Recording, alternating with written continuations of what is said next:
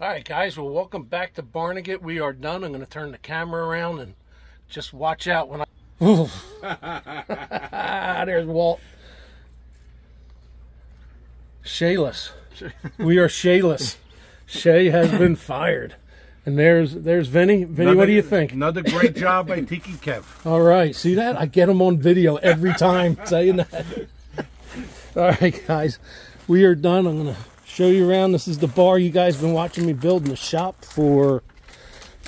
I'm not going to tell Vinny it only took me a day to build this. But there it is.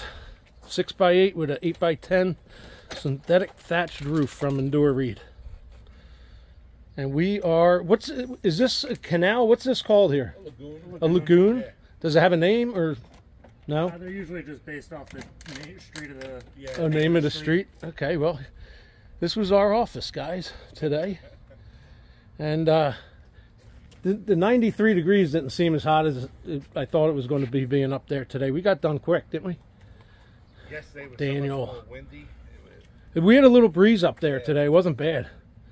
So, all right, guys, let's see who did this. That's right, Tiki Kev.